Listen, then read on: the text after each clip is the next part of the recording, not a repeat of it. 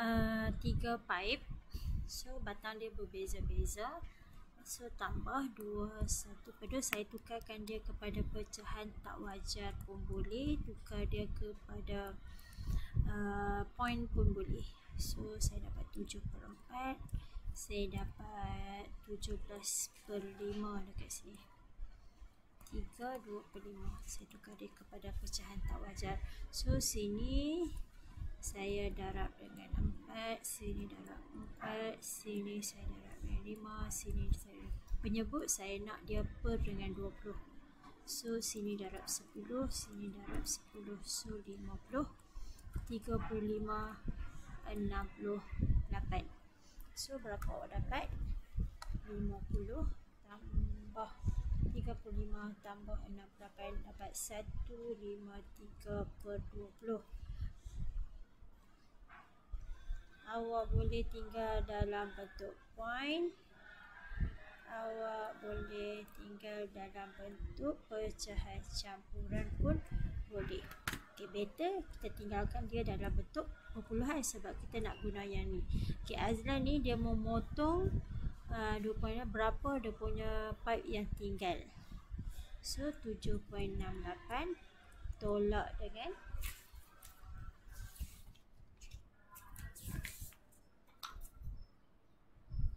2.8. So awak akan dapat 2.8.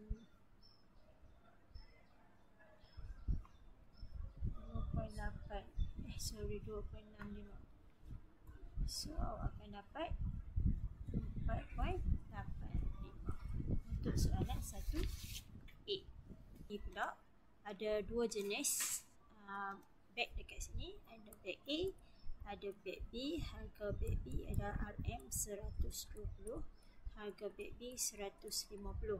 Kedua-duanya diberi diskaun sebanyak 20%. Ini sebanyak 20% dan yang ni ialah 30%. Baca soalan, keluarkan maklumat. Okay, berapa harga beg selepas diskaun? Maksudnya diskaun sebanyak 20%. So harga dia sebenar ialah 80%. So 80/100 darab dengan 120. So awak akan dapat 96. Kalau awak nak kira 20% dulu pun boleh 20%. So 20/100 darab dengan 120. Awak akan dapat 24. Okay, 24. So 120 tolak dengan 24, awak akan dapat 96. Harga beg ialah RM96 untuk beg A. Beg A harga dia adalah RM96. Bagaimana pula dengan beg B? Beg B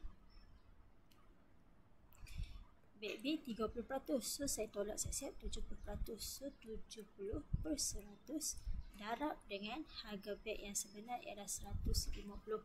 So berapa awak dapat? Awak akan dapat 105. Okey, tentukan beg mana yang lebih banyak penjimatan.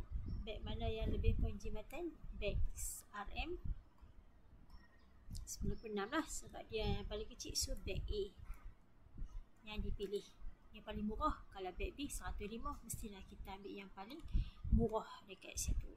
Nyatakan perbezaan harga beg A dan beg B. So 105 tolak dengan 94. So awak akan dapat RM 9. Kenapa letak RM? Sebab